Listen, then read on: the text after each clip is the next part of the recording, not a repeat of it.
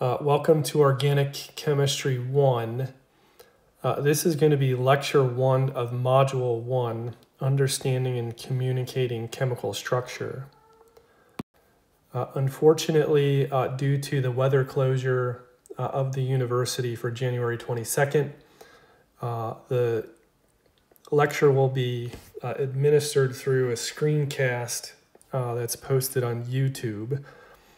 The lecture deck, the slides that I'm going through are posted in Canvas under Module 1 lecture decks. So a little bit about the course. It's a Monday, Wednesday course. So we meet twice a week for 75-minute lectures. Please check your Canvas assignments for a zip grade ID that you'll use to log into a separate website called ZipGrade, and you'll take your exams online through that piece of software. The next thing you want to do is please read the syllabus, explore the Canvas course shell so that you have an idea of what the course is about. Additionally, verify that you can access the course materials, such as the e-textbook, through Canvas. So in each module, you'll also find links to read the chapters associated with those modules. And finally, I want to mention, so that it's on record, the final exam for this course is cumulative. It's written by the American Chemical Society, and that is used to remain certified for our chemistry program here at USM. As we progress through the lectures, I'll explain more about the practical aspects with assessments and exams. But at this point, I encourage you to read the syllabus so you have an idea of what's going on, how you will earn your grade in this class. And as you'll see through this screencast that I'm going through, points at which are formally acknowledged to ask questions. But in general, the layout of this course is I'll run through these slide decks. They're recorded on an app, and then they'll be posted on YouTube afterwards. So organic chemistry, broadly defined, is the chemistry of carbon. And as you've seen through Gen Chem, this is a picture showing the periodic table of elements. And so you should be familiar with interpreting the periodic table. So we are focused primarily on element number 6. So highlighted here, that's carbon. So we're going to use a lot of different numbers in this course to think about and describe things. And the goal of this first lecture here is to really understand how do we build molecules from carbon. So really we're going to use carbon as the starting point and then start attaching other elements to it. And there are rules that we have to follow when we're building these molecules. So the reason organic chemistry is important for you in your curriculum is that it's really foundational in terms of moving on to more advanced courses such as biochemistry, molecular and cellular biology, immunology, these courses that will get you more in depth with understanding the chemistry of biomolecules. So we're going to look at the chemistry of carbon, how it bonds to hydrogen, nitrogen, oxygen, halogens, and from that we're going to make assumptions, because as we've learned in the periodic table, when you go down a group, the chemistry for the most part stays the same going down the group. However, the physical and chemical properties change a little bit. But for the most part, the bonding patterns, which we're studying now, stay the same. So in this abbreviated periodic table, what I've highlighted below are the main elements we're going to look at when bonding to carbon. So we see in the first row of this table the element. So hydrogen, carbon, nitrogen, oxygen, fluorine. For the most part, I'll say halogens for that. And another thing we learned in general chemistry was the electron configuration. So as we're moving across in terms of the atomic number, so that's this number here, atomic number. As we move across, those are called, again, periods. So that's the period of periodic table. So we go 1 to 2, and what that number is telling us is the total electron count. And so as we move across periods, and then we move to the next row, so period 1, period 2, we start encountering new orbitals we can access to put those electrons in. So for example, hydrogen atomic number 1, it has 1 electron. So that fills the 1s orbital, and since there's 1, this is the number of electrons. So carbon is in period 2, it's atomic number 6, it has 6 total electrons. So its electron configuration is 1s2, 2s2, 2p2. So you will have to recall from general chemistry how those orbitals are filled. We're typically dealing with S and P atomic orbitals. In organic chemistry. And then we're going to either learn or review a concept called hybridization, where we take those atomic orbitals and we make new orbitals that help explain the bonding patterns that we observe existing in these molecules. So moving across the period to nitrogen, we're just adding an electron. Oxygen, we're adding another one. Fluorine, we're adding another one. One thing you might notice is this electron count here, 2, 4, 5. Those numbers are greater than 2. That's because when we get into period 2 of the periodic table, there are now 3 p orbitals. So you'll want to review shapes of atomic orbitals and how many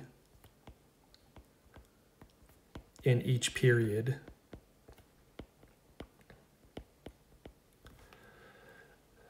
Another thing that we need to talk about are the valence electrons.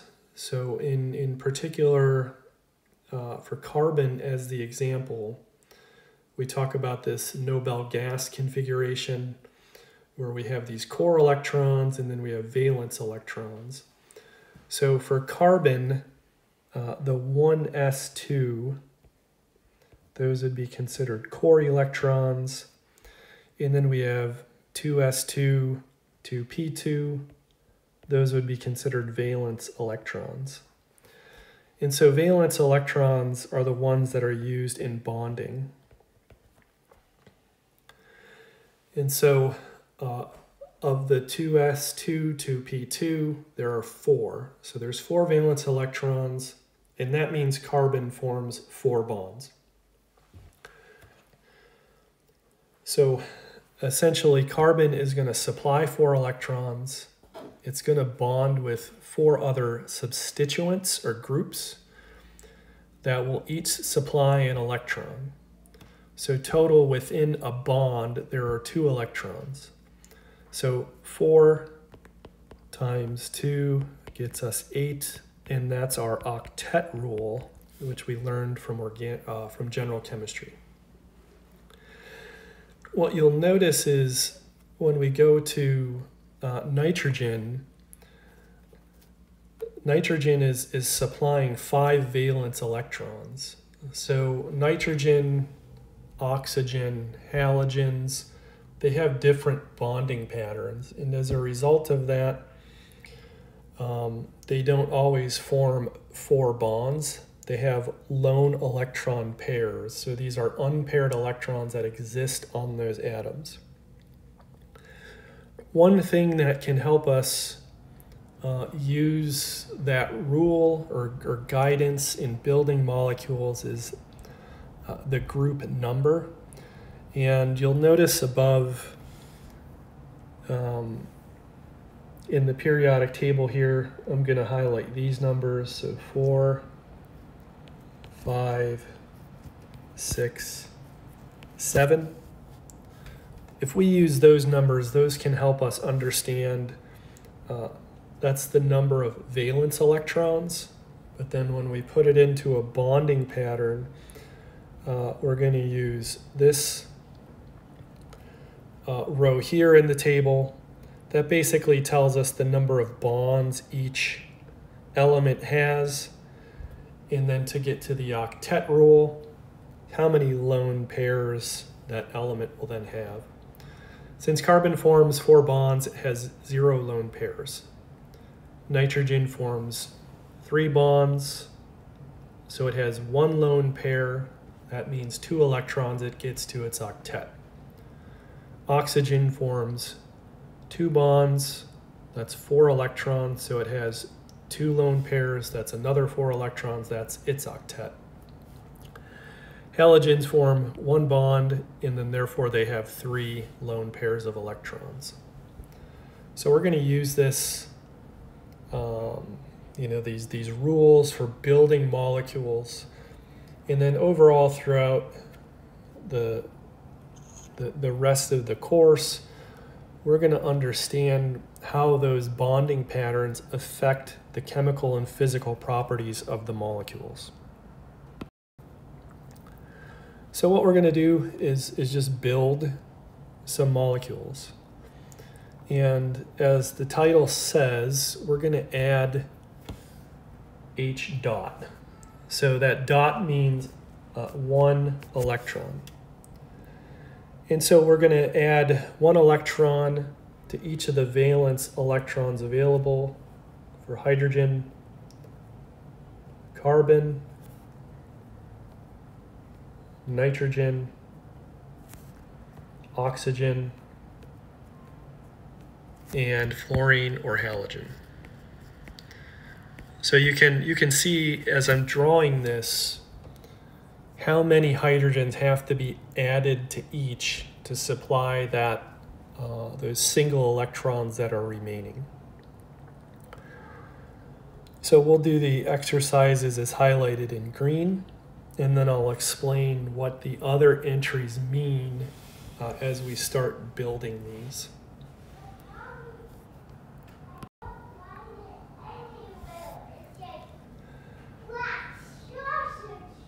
So we want to take H dot, and then we want to bond it to each of these as shown here. So H dot plus H dot is going to give us H2.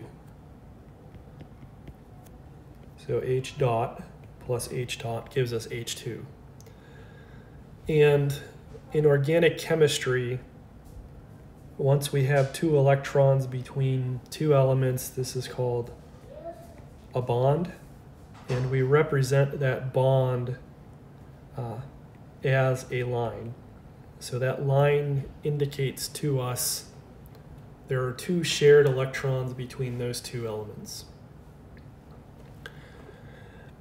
Now if we're considering carbon, notice that there's 4 unpaired electrons. So that means we have to bond 4 of these H dots to it. And so one carbon gets 4 hydrogens. And so as you can see, we've paired them. And we just represent those pairs, again, as a line or bond. Now with nitrogen, notice this is already paired. So that's called a lone pair. So it has 3 remaining unpaired electrons. So that means we need 3 of the H dot. And then we can draw that as shown here to make this molecule. So we see the pattern here. Hydrogen forms 1 bond, carbon 4, nitrogen 3. When we get to oxygen, notice now there's 2 lone pairs of electrons and then 2 unpaired. So we add 2 hydrogens and that gets us 2 bonds, 2 lone pairs, and then we get this molecule H2O. So that's water. Halogen has 1, 2,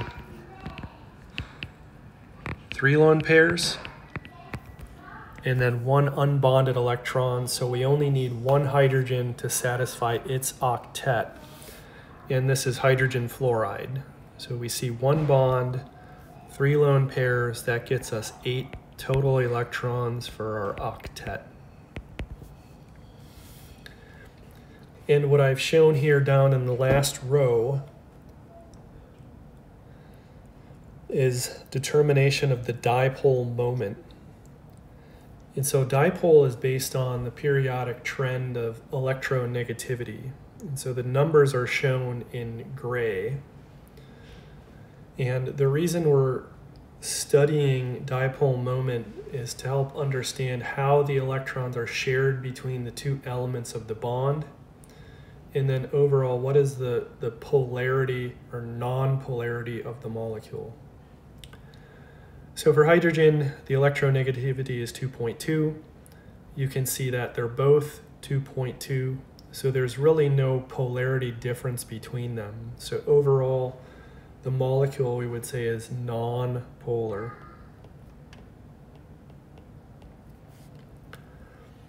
Carbon has an electronegativity of 2.55, and all of the hydrogens are 2.2. So the difference between that is about 0.35, which is not really that big. So overall, we would say this is non-polar as well.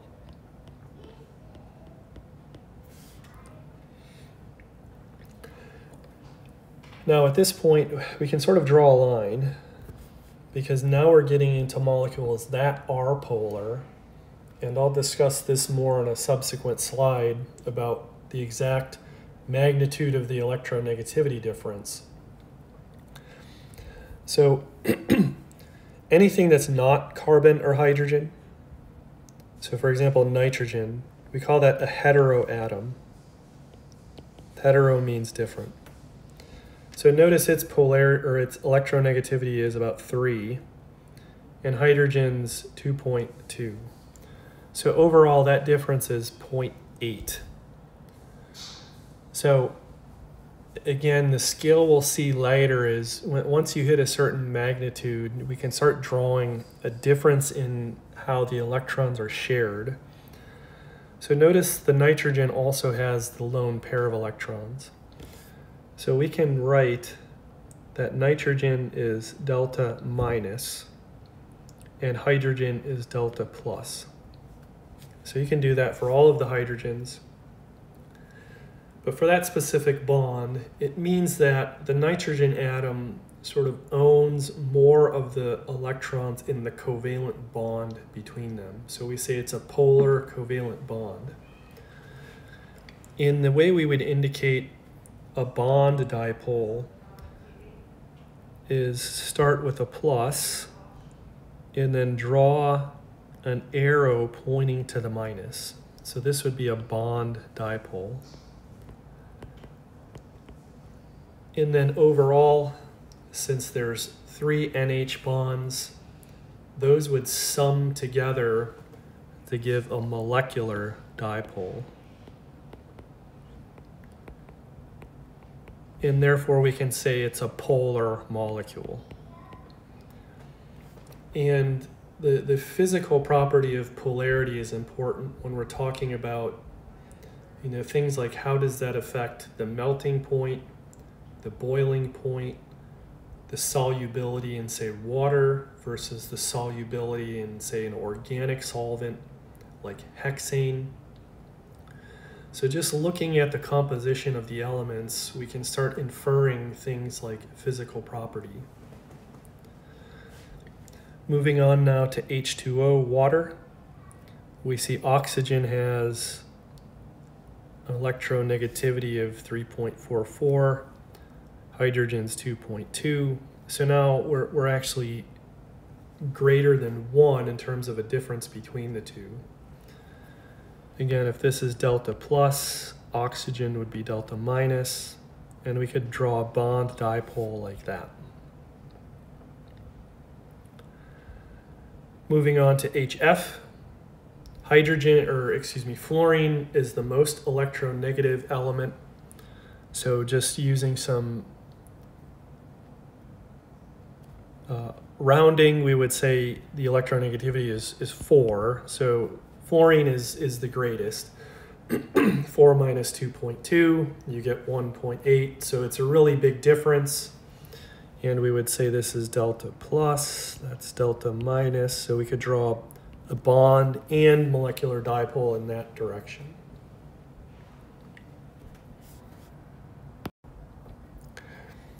So in filling out the table, what we've seen is now for looking at the condensed formula, which is the CH composition along with any other heteroatoms.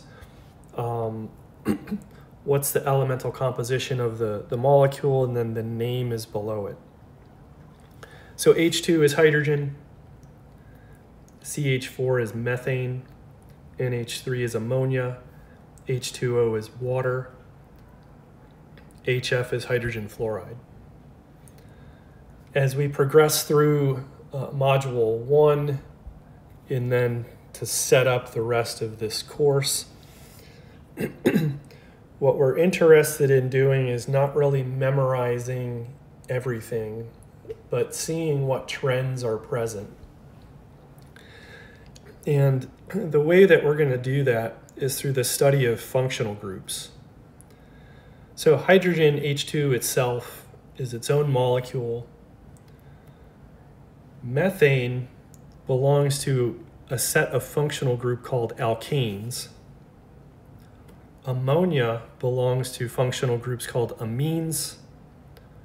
Water belongs to alcohols, and HF belongs to acids.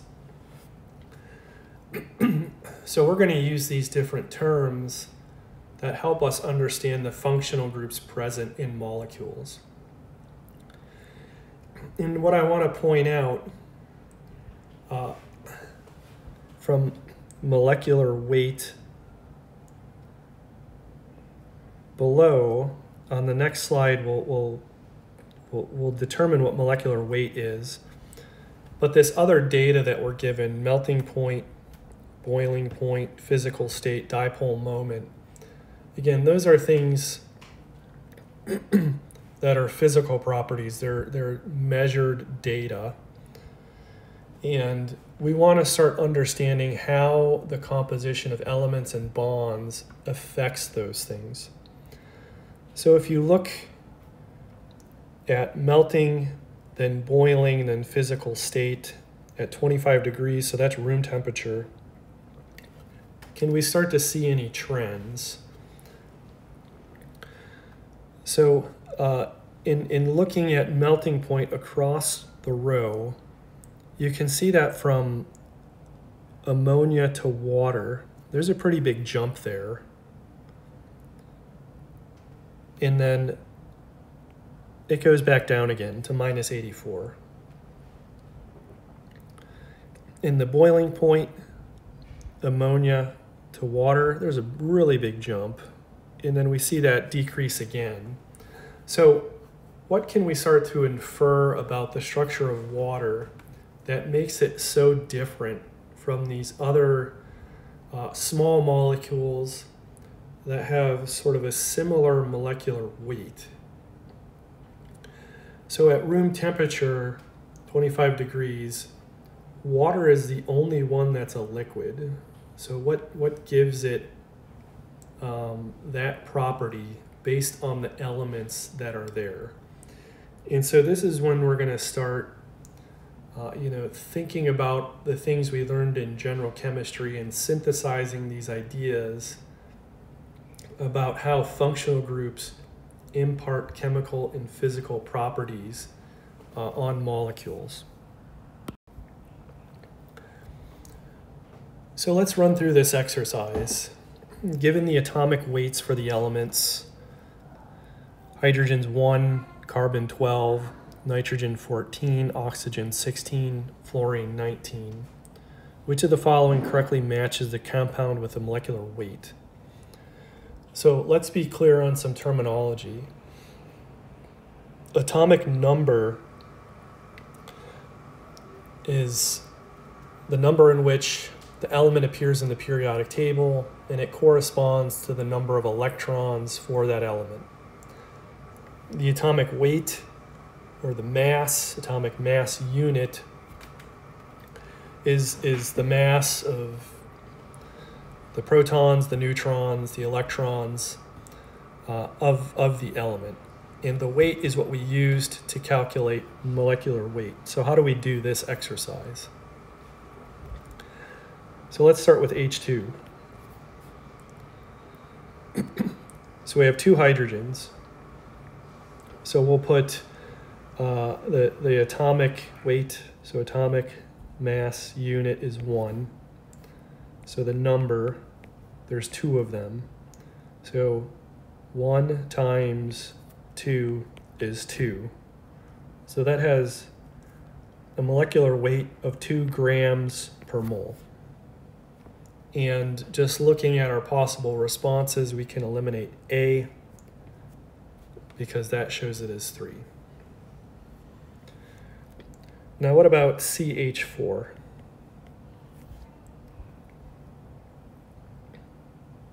So we do the same exercise, atomic mass unit, number. And since we have different elements now, let's list them, C and H. Carbon was 12, hydrogen was 1. How many carbons? There's 1. How many hydrogens? There's 4. We multiply, 12, 4, then we add 16 grams per mole for methane. Now we look at our choices B, C, and D. We see that D has 15, so that's out. So now we're deciding between B and C. We run through the same exercise with ammonia.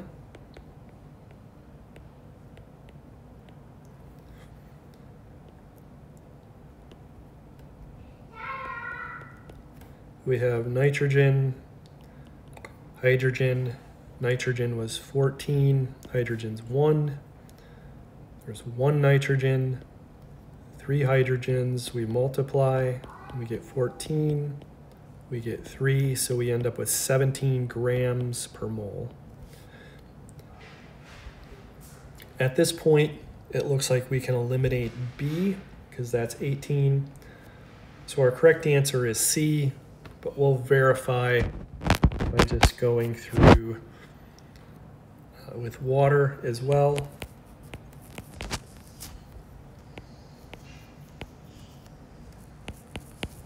We have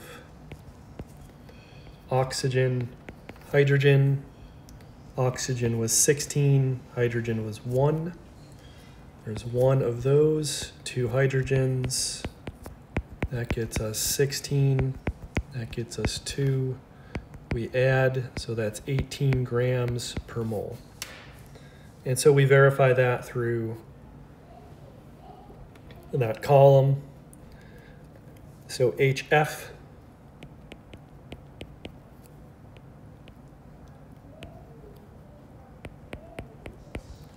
we have F, we have H, so 19, 1, there's 1 of each. So that gets us 20 grams per mole. So for the most part, outside of hydrogen being 2, the methane, ammonia, water, and HF, the molecular weights are all fairly similar, low molecular weight compounds. So molecular weight itself does not really describe why the physical properties differ so much. There's other factors that are important that influence physical properties. So as I teach these classes, there'll be these scheduled slides for questions, which is a formal time to pause and raise your hand and ask questions about material we've covered. Again, alternatively, if there's something on a slide that you find confusing or don't understand, please ask in the moment as we're talking about it. Or otherwise, we'll use this specific slide for that period of asking questions. Additionally, these lecture decks are screen recorded on an app, and the videos will be posted on my YouTube channel. There's a bonus assignment in Canvas where you subscribe to my YouTube channel, upload a picture, and you get a couple points, so that when you do subscribe, you're notified that I have uploaded these screencasts in case you do miss a lecture or if you want to review the notes. So this slide we've filled in now the molecular weight, and we see that from these 16 to 20, they're all low molecular weight. So we really cannot use molecular weight as a reason to describe why these things differ so much, especially with water, which is a liquid that we consume on a daily basis to help keep us alive. Why does it melt at 0? Why does it boil at 100? This difference between them is 100 degrees. So that's set by the temperature scales we use, but at room temperature, it's a liquid. When you take heat out of the system, it solidifies. When you add heat to the system, it forms steam. So what is special about water that these other molecules don't have that give it these properties?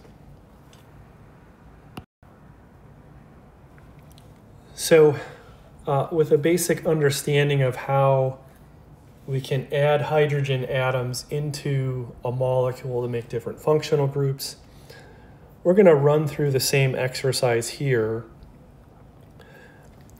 where now we're going to take basically this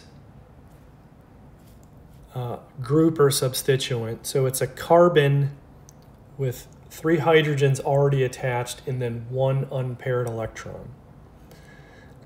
And then we're going to add it to each of these groups shown here: H dot, CH3 dot, NH2 dot, OH dot, F dot. So as you'll see, since they each are supplying 1 electron, we're going to form 1 sigma bond. And in doing that, we're going to generate these new molecules that fall under those functional groups we've seen. So alkane, alkane, amine, alcohol, and now alkyl halide. And then once we build them, we're going to look at the physical properties and see how the elemental composition affects those physical properties.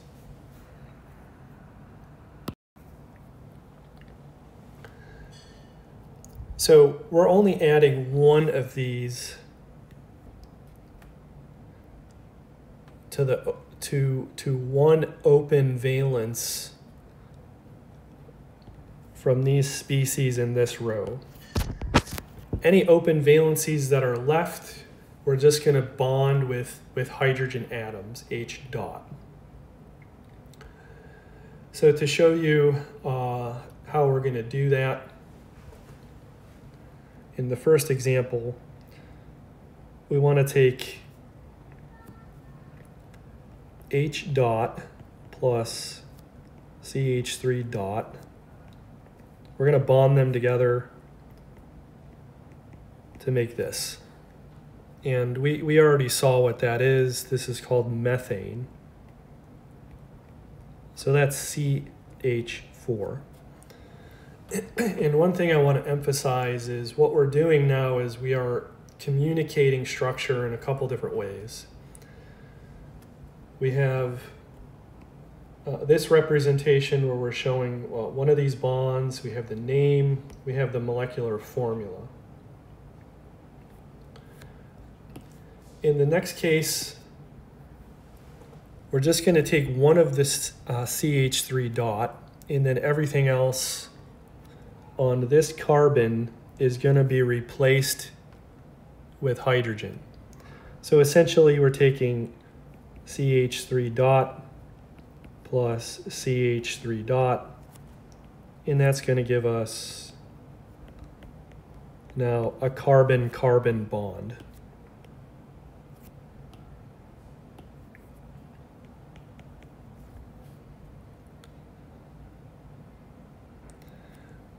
So this is a different molecule.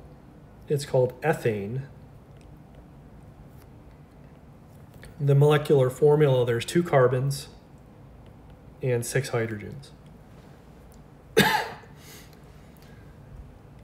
So if we were to figure out the molecular weight,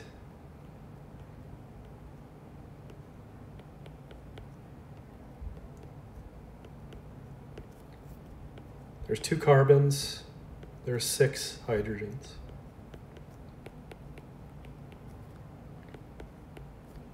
So we would get 30 grams per mole. In the next example,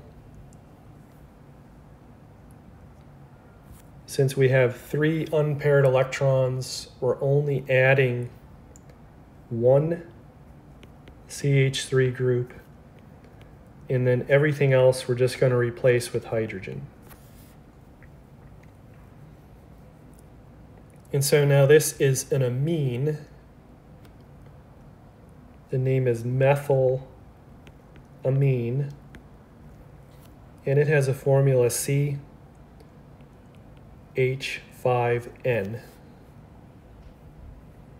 And so the way we list these, it's always carbon count, hydrogen count, and then the heteroatoms in alphabetical order. Let's build the same thing now using our oxygen. So the lone pairs are not involved in bonding. We're going to use 1 to bond to a CH3 group, and then the other just to bond to a hydrogen. This is an alcohol with 1 carbon called methanol. So this is CH4O.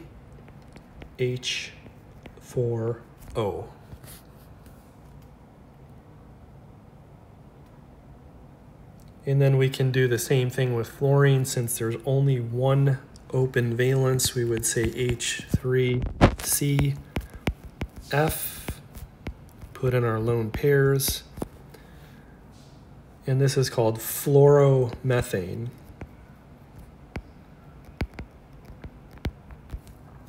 This is CH3F, is sort of the condensed molecular formula.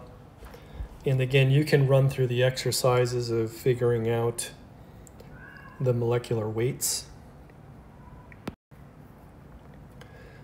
This slide summarizes everything that we've done, where we've just taken one of these CH3s, and then every other open valence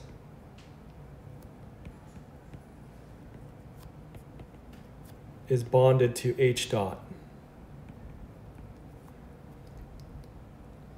And so we've now made these a little bit more complex molecules that lie in different functional groups. So this is alkane, alkane, amine, alcohol, and alkyl halide. And then the last row is showing us the electronegativity. Again, we could draw a line here and say these are nonpolar. These are polar because now they have these heteroatoms that have different numbers of lone pairs associated with them. And the heteroatoms, again, are going to influence how much the sharing of the electrons in those bonds, whether it becomes more polar based on the electronegativity difference. So one thing I like to remember, CNOF, that's our abbreviated periodic table. We have silicon, phosphorus, sulfur, chlorine. Fluorine is the most electronegative, so the trend runs that way. And that helps me think about bond polarity and assigning dipole moments. So at this point, we would pause again for questions.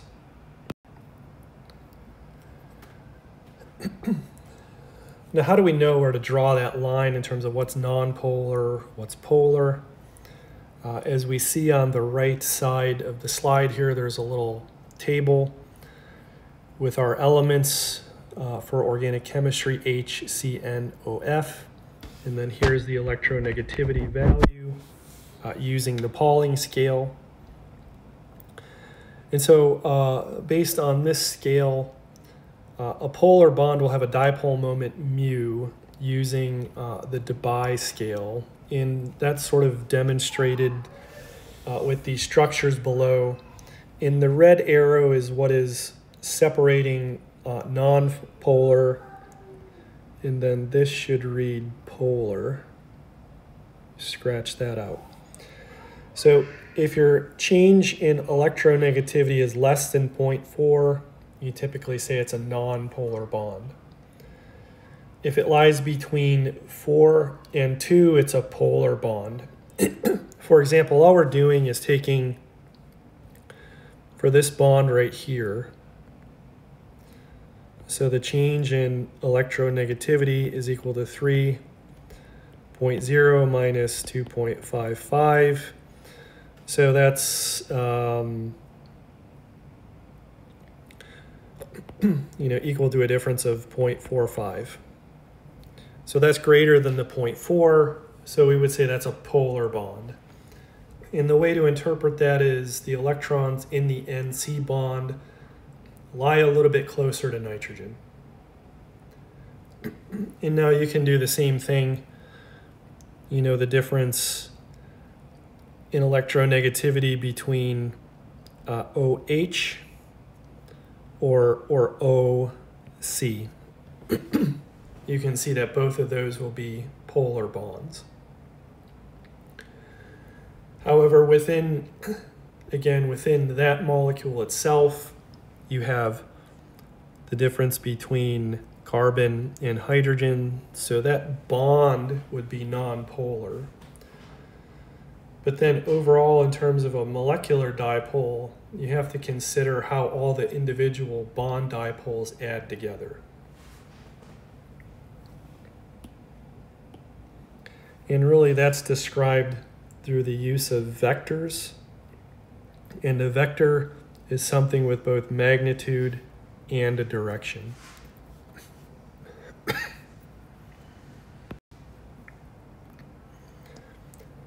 So this table then summarizes everything we've just done over the past couple slides.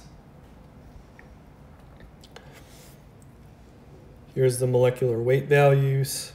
I would encourage you to go back and perform those calculations so you know how to do that on your own. We're going to be using that quite a bit this semester. The physical data is given here. On any exam, you will be given physical data. Your job is to interpret it and come up with the best reason for explaining a trend. What you will notice, again, with methanol, which is an alcohol, at room temperature it's a liquid, and so it boils at 65 degrees. And again, room temperature is 25 degrees. So really, what is it about these alcohols that change their physical properties so much? And again, that's something that as we learn how to make these bonds and make molecules, we're going to dig a little bit deeper into how do the functional groups impact physical properties.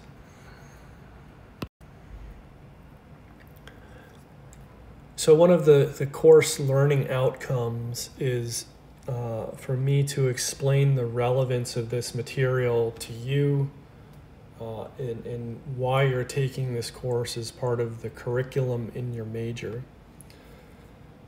So from society, how do we use these molecules? To functional groups, to the atomic level. So I'll give you examples throughout the semester about molecules that are used for human health purposes, medicines. How do the functional groups give the medicine that property that we use for healing? And then how are the functional groups made from the atomic building blocks? So organic chemistry is the study of molecules and their properties. The physical and chemical properties arise from the functional groups present. The shape of the molecule is defined by the functional groups. A functional group is a specific collection of elements with a defined bonding pattern. The bonding patterns are defined by the convention for Lewis dot structures. The Lewis dot structures are defined by electron configurations, so core versus valence electrons. The electron configurations are defined by the atomic orbitals, so s and p orbitals, and the atomic orbitals are defined by nature. So from society all the way down to the atomic level, we want to gain an understanding of how molecules make our lives better. So what are the impact of functional groups on melting point and boiling point physical properties?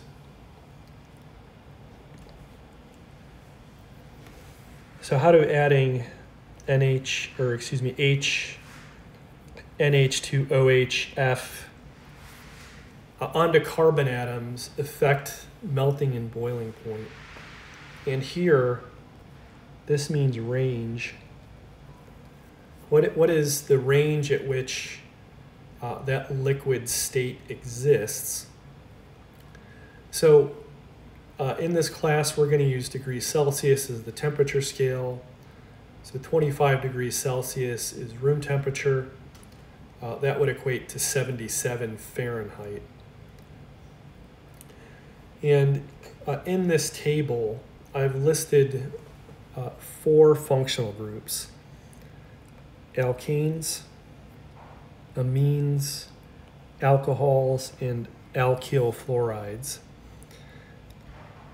And what we're trying to understand is how does putting that group into a molecule where R is the number of carbons affect the melting and boiling points. So for example, here we have in row 1, we have hydrogen right here. This would be methane, ethane, and propane. Now that's only for this column. If we move over, those would be a different functional group called amines. We move over to the third column, those are alcohols. The fourth column, alkyl halides. So you can see as we look at the melting points and boiling points, as we start adding successive carbon atoms, the melting point generally stays negative down this column here. Then you have the range where it exists as a liquid, so that's just the difference between those two numbers, and then the boiling point. So in the second column, this first row, this would be ammonia. The third column, this would be the data for water. And then the fourth column, this would be the data for hydrogen fluoride. And then these next rows, so row 2, 3, and 4, this is now where we're adding carbon atoms to that functional group. And you can see how when we do that, the physical properties are changing.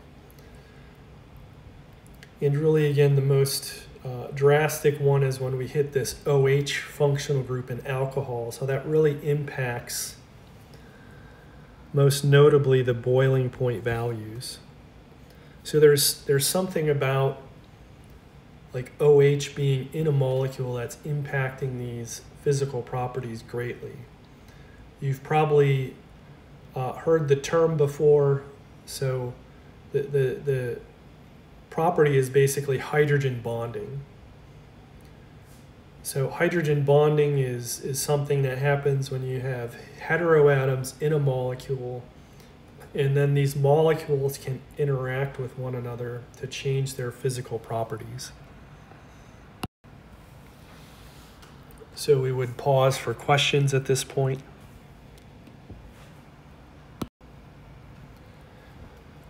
And so for the remainder of this lecture, what I want to do is play a game. And I want to put it in the sense that we have these elemental building blocks: hydrogen, carbon, nitrogen, oxygen, and halogen, fluorine. We're really only going to start now with carbon and hydrogen. So this class of molecules is called hydrocarbons. And within that is a functional group called alkanes. So they're related to one another in that they have a general molecular formula of CnH2n plus 2. And n must be an integer that starts with 0, and then we can move up. And then I have this claim here that when n equals 1, 2, or 3, you can only produce one compound from that molecular formula. However, when n is greater than or equal to 4, C4H2n plus 2, so 2n is 8 plus 2 is 10, that molecular formula, you can now draw more than one compound. So why is that?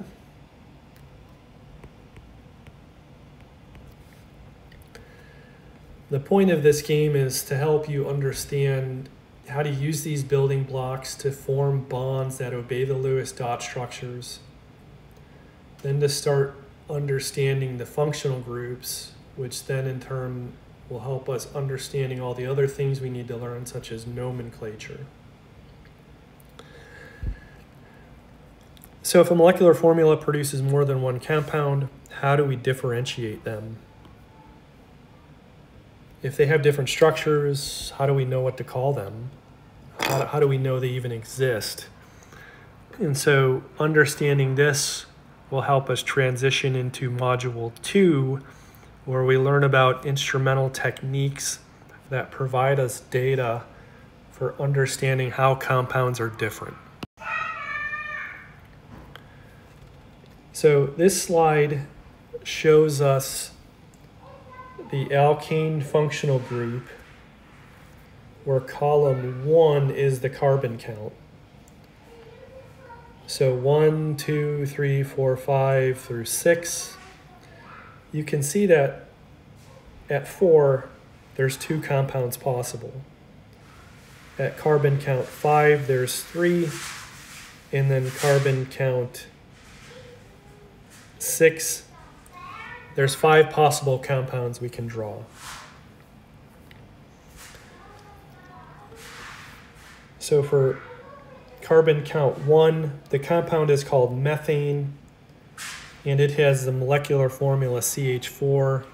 There's the physical properties of melting, boiling, and then its state at room temperature. Ethane is C2H6. Propane is C3H8. Butane, C4H10, but look at the question mark. It says, for carbon count 4, there's another molecule we can draw that has that same molecular formula. And you'll notice for that compound, it has different physical properties in terms of the melting and boiling. So we're going to understand through applying some logic, how do we come up with these other compounds? And then once we do come up with them, what the final column here, it says CH and then ratio, and it's reporting these numbers. So what do we mean by these numbers? What is that sequence telling us?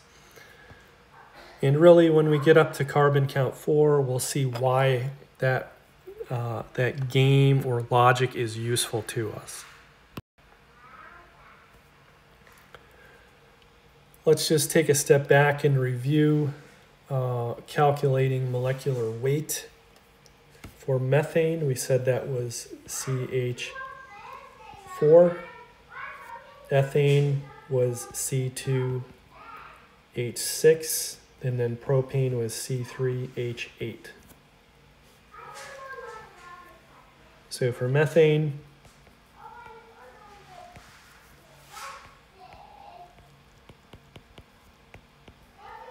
CH12, there's 1 of them, 4 of them, then we multiply. So we get 16 grams per mole. So right away we can eliminate B and D. Ethane.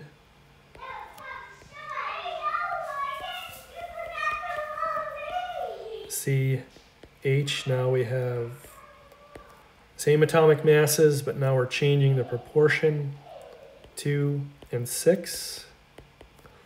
We get 24. We get 6. Now we add that to get 30 grams per mole. We can see that at this point we can eliminate A. So the answer is C, but we'll verify by doing the calculation for propane.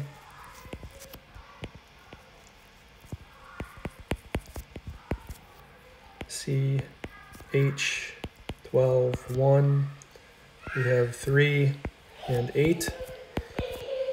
Here we get 36. We get 8. We get 44 grams per mole. So our answer is confirmed.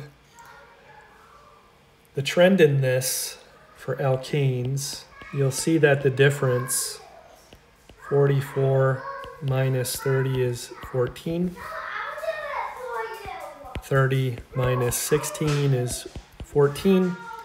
So as we move up, this is called a homologous series. And essentially what we're doing is we're just adding plus 14.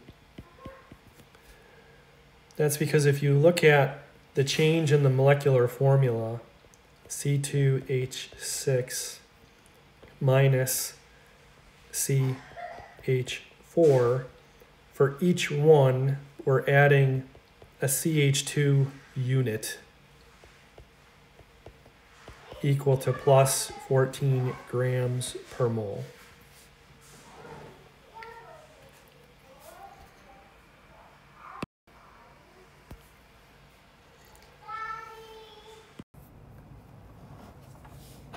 So the first 3 hydrocarbon alkanes are shown here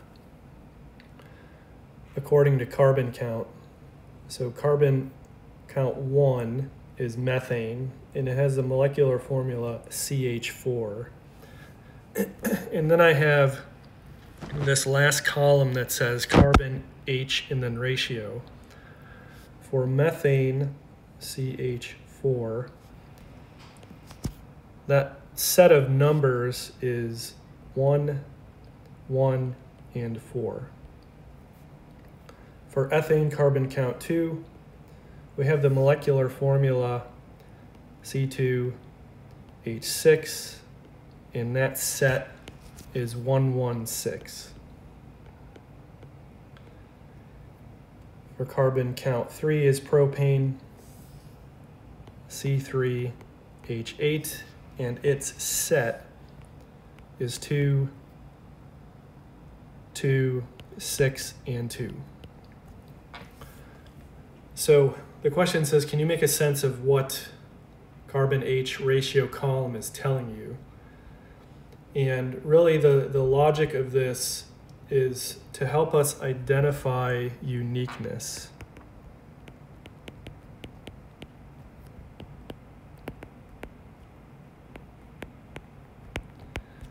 And the reason that's important is because sometimes as we run reactions, the reactions can produce more than one product.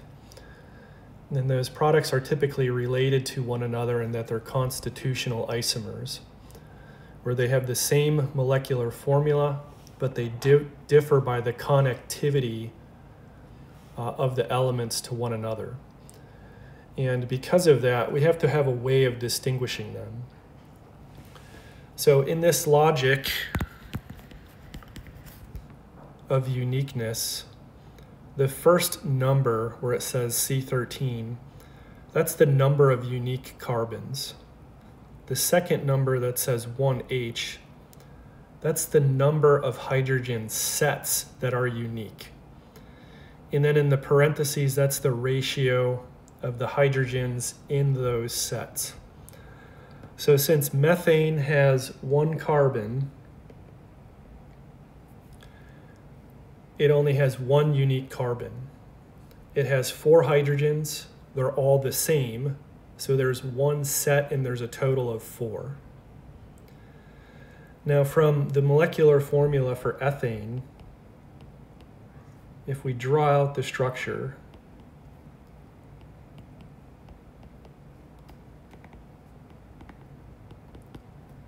we see that the molecular formula has 2 carbons. However, those carbons are identical to one another due to symmetry in the molecule. And that's a big part of what we're going to learn this semester are these symmetry elements. So if I draw with this dotted line, I'm going to call that a mirror plane.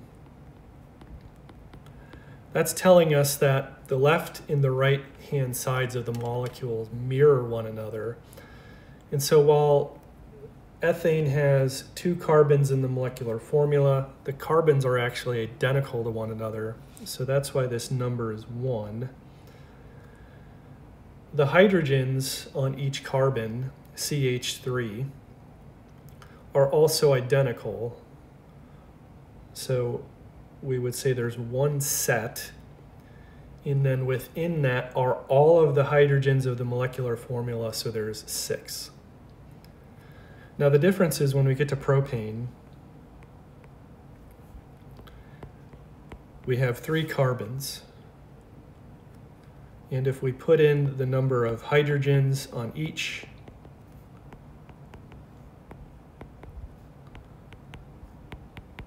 we can see already that now there's a difference.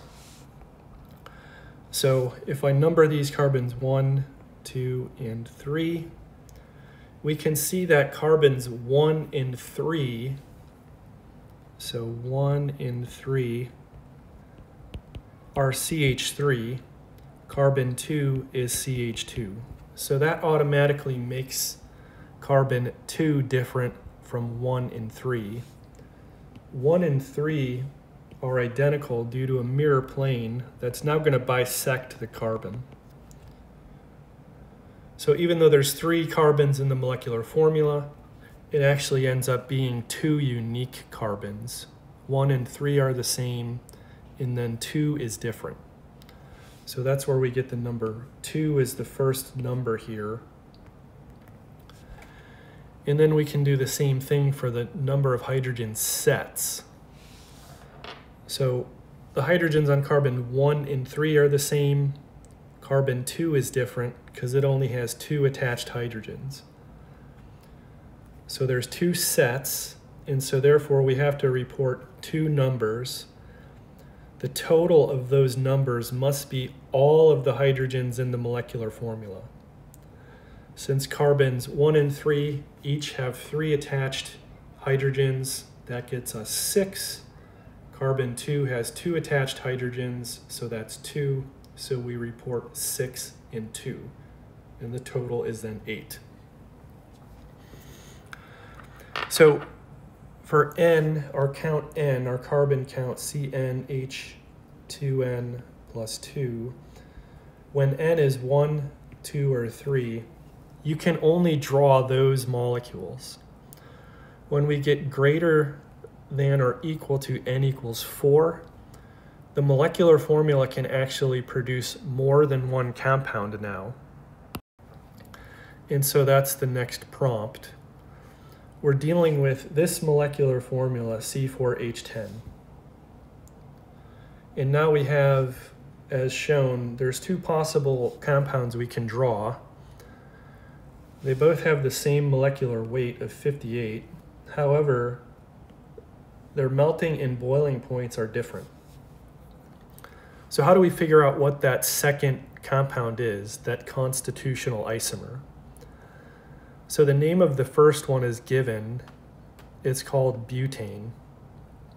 What is the name of the second one? And so this is where we have to start introducing concepts we're going to learn about in a sort of non-linear fashion. For example, we're going to draw this other isomer, and then we're going to talk about how we name it, even though we won't formally talk about nomenclature rules until a little bit later in the semester. So on this slide, we're going to look at the constitutional isomers of this molecular formula. We have C4H10, so that's a hydrocarbon.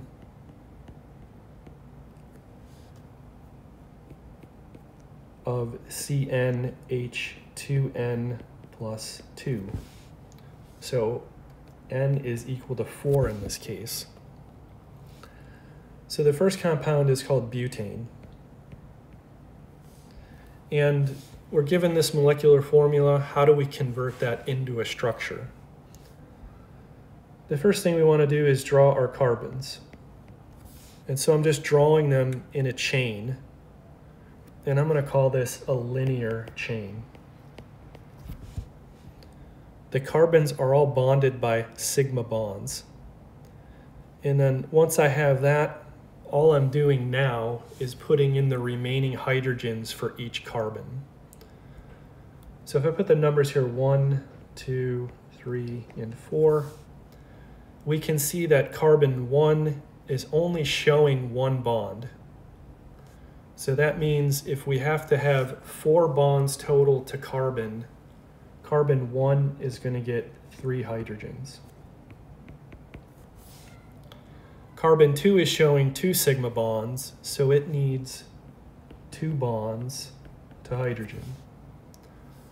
The same thing for carbon 3. And now carbon 4 shows 1 sigma bond, so it needs 3 hydrogens. And so that's called butane. And so how do we figure out its uniqueness set in this form? And really what we're doing is looking for any symmetry. So since it's a linear molecule, we can draw a plane of symmetry as shown by this dotted line that bisects the sigma bond between carbons 2 and 3. And so even though there's 4 total carbons in the structure, there's only 2 unique carbons that we can report. So carbon 1 is equal to carbon 4. Carbon 2 is equal to carbon 3. So overall, we would say there's 2 unique carbons. And we can do the same thing for the hydrogen sets. We would say H3 attached to carbon 1 is equal to the hydrogens on carbon 4. So that's a set. The total hydrogens in that set are 6. H2 on carbon 2 is equal to the 2 hydrogens on carbon 3. So that's a second set, and that's 4 total hydrogens for that. So here we have 2 sets, and then the ratio is 6:4. So overall for this we would say 2 unique carbons, 2 sets of hydrogen. The ratio is 6:4. So that's one way of identifying butane through uniqueness.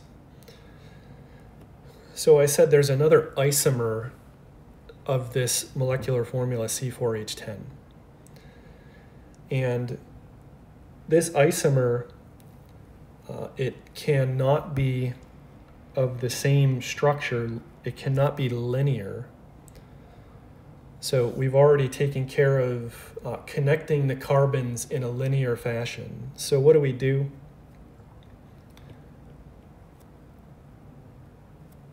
We're now going to make the longest chain 3 carbons long.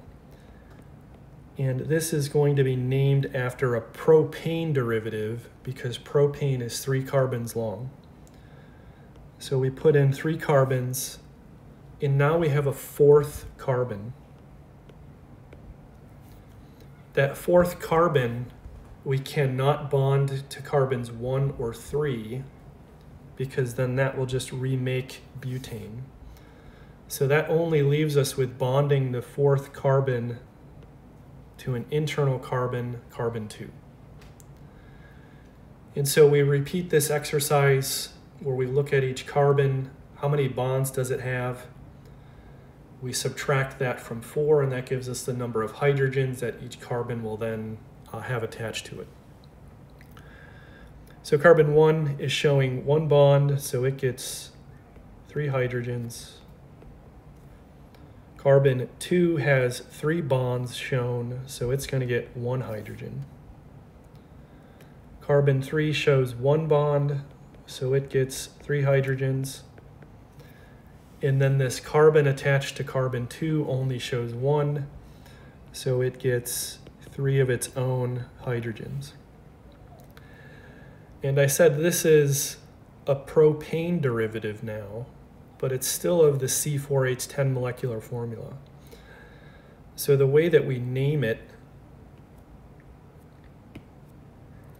if I highlight the longest chain is 3 carbons, that's propane. And then we have this carbon attached to carbon 2, and that's called a substituent.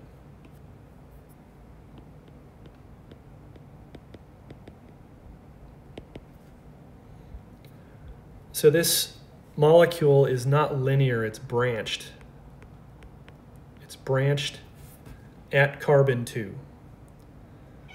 The substituent at carbon 2 is 1 carbon long, so it's a methane derivative, and we would call it 2, that's where it's bonded, methyl propane. And so of this molecular formula C4H10, we've now proposed 2 structures, one that is linear called butane, one that is branched called 2-methylpropane. The uniqueness set for 2-methylpropane has symmetry about it.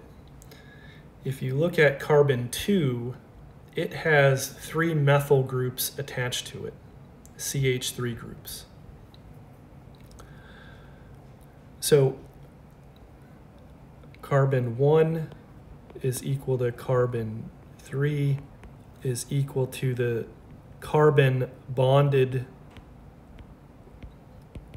to C2. And then C2 is its own thing because it only has 1 hydrogen.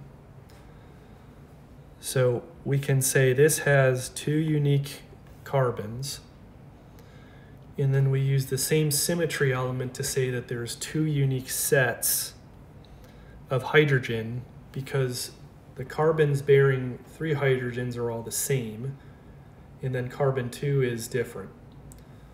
So total of those sets, we would have a ratio 9:1. And then you can see we've differentiated these according to the name, the structures, and then the uniqueness sets. The purpose of learning the uniqueness sets at this point is that it's a preview to how we're actually going to interpret spectroscopic data that we learn in Module 2.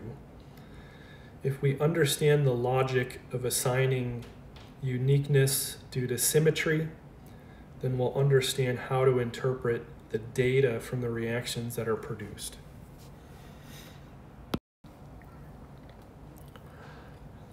So if we're now moving up into the higher molecular formula, C5H12, so this is the next hydrocarbon homologue. And the question states that pentane, you see the structure drawn, is the first alkane that is liquid at room temperature.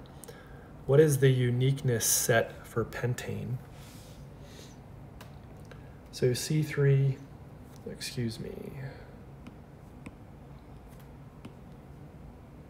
CH3, CH2, CH2,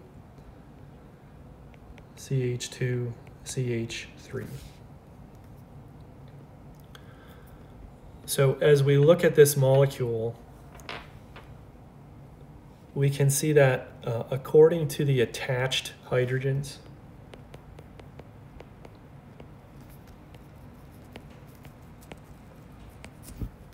we have CH3 groups and CH2 groups.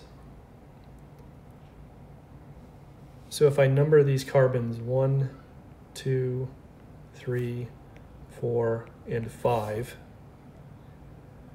carbons 1 and 5 are the same. And to a first approximation, you would think carbons 2, 3, and 4 are the same, but they are not. They're not because when we draw symmetry down the central carbon here, we can see that this group here, even though it's CH2, it's not in the same environment as carbons 2 and 4 are. So what you have to imagine is yourself walking along this trail, and as you stop on each carbon of the backbone, you look left and look right, and do things look the exact same? And so the answer for this on carbon 3 is going to be no, because carbon 3 sees a CH2 to the left and a CH2 to the right. On carbons 2 or 4, you look to the left and right, you see a methyl group or you see a methylene group, CH2. So really, a second approximation of this says that carbons 2 and 4 are the same and 3 is its own thing. So in assembling our uniqueness set, we would say there's 3 unique carbons. And then using the same logic, we would say there's 3 unique sets of hydrogen. And of those sets, we would have 6, 4, and 2. So because we're saying this number is 3, that means we have to report 3 numbers here.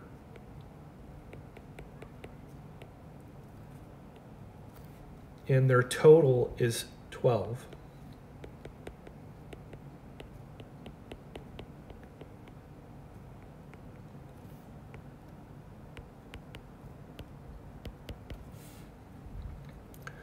So our uniqueness set for this would be choice B. 3, 3, then 6, 4, and 2.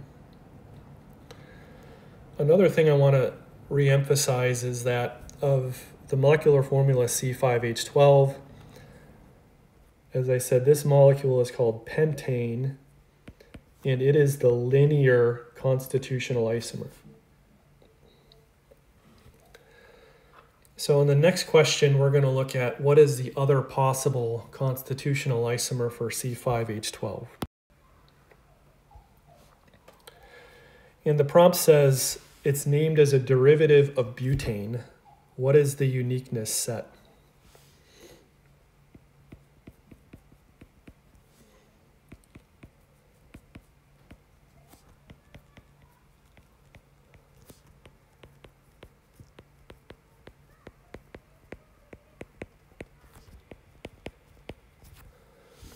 So there's a way we can draw a constitutional isomer that bonds the carbon atoms differently.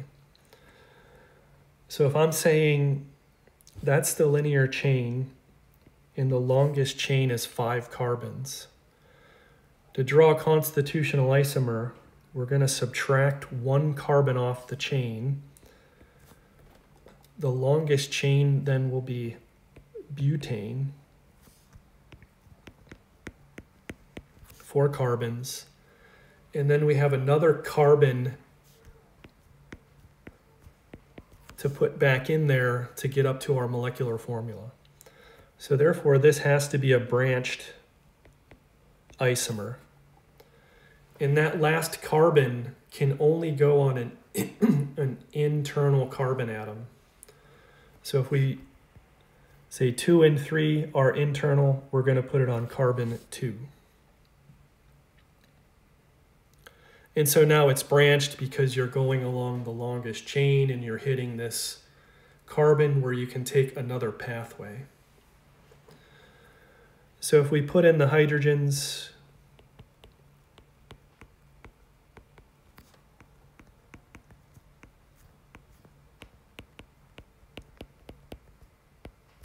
we would end up with this. We would see at carbon 2 there's a branch. That branch is 1 carbon unit long, and this name would then be revised to 2 2-methylbutane.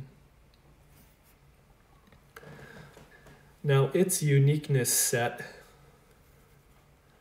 if we classify first how many CH3 groups, CH2 groups, CH groups, and then carbons with no hydrogens. We're just going to count at this for a first approximation. If we use the highlighter, we can say, okay, that's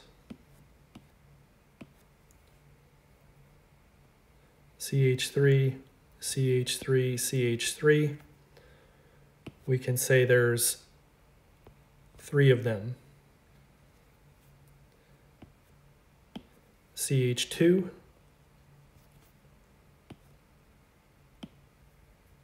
we can say there's 1 of them. CH,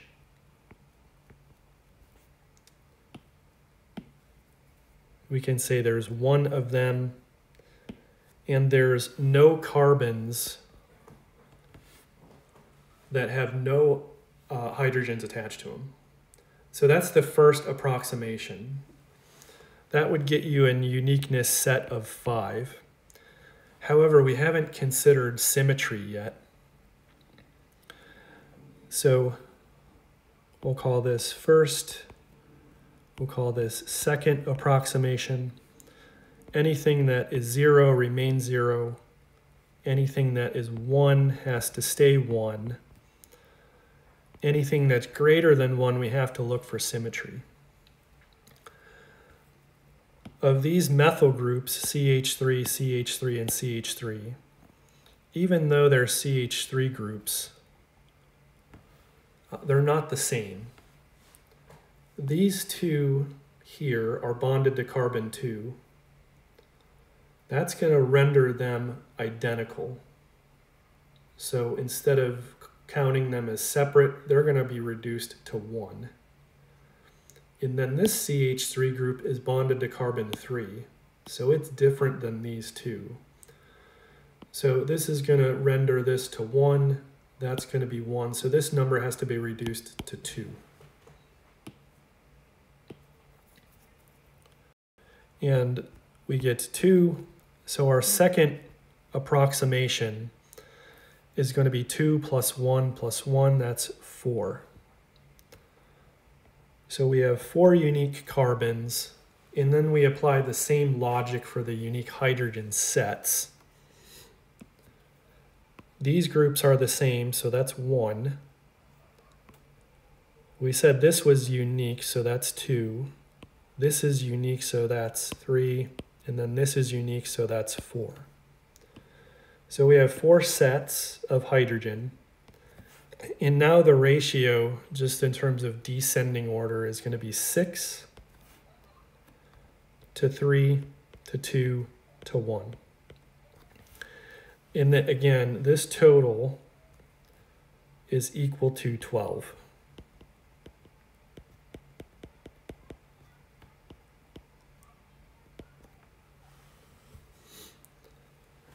So we can see that of the two C5H12 constitutional isomers, we differentiated them both by name, structure, and uniqueness.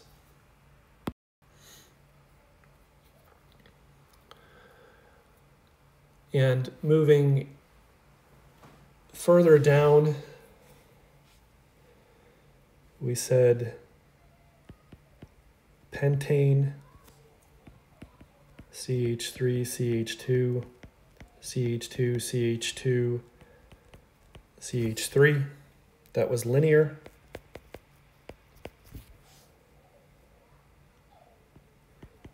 Two-methylbutane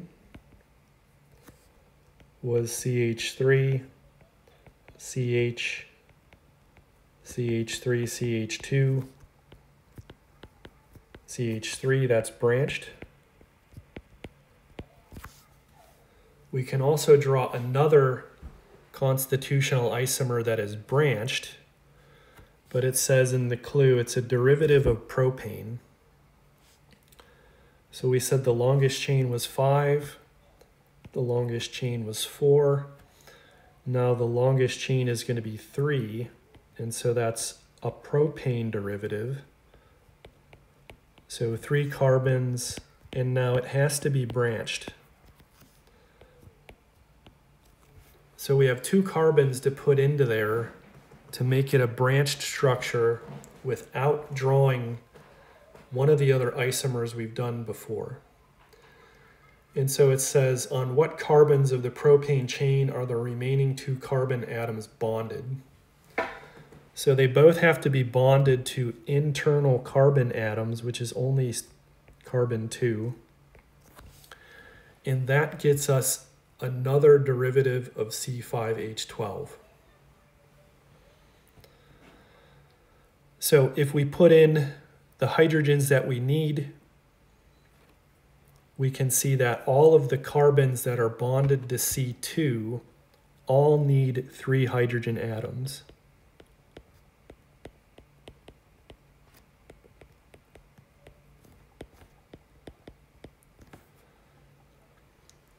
And so because the longest chain is 3, the substituents are both on carbon 2. We would name this 2,2-dimethyl propane. Due to symmetry, there are 2 unique types of carbon, CH3 groups. There's 4 of them, they're all the same. So that's 1 type. Then there's only 1 other type of carbon, that's at carbon 2. It has no hydrogens attached to it. So we get 2 unique type of carbon. There's only 1 unique type of hydrogen set, because they're all CH3 groups, and then 4 times 3 is 12. There's 12 total hydrogens in that set. So as you practice these, what you're looking for is elements of symmetry to see if your total uniqueness for carbon is going to be reduced from what you see in the molecular formula.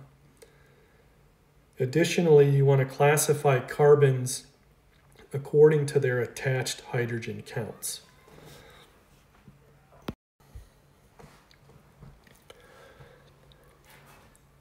So I think we'll stop this lecture on this slide, and we'll pick up lecture 2 of module 1, starting with this slide as a way to get everyone on the same page with what we're moving forward with, the hydrocarbons, the nomenclature, and the uniqueness.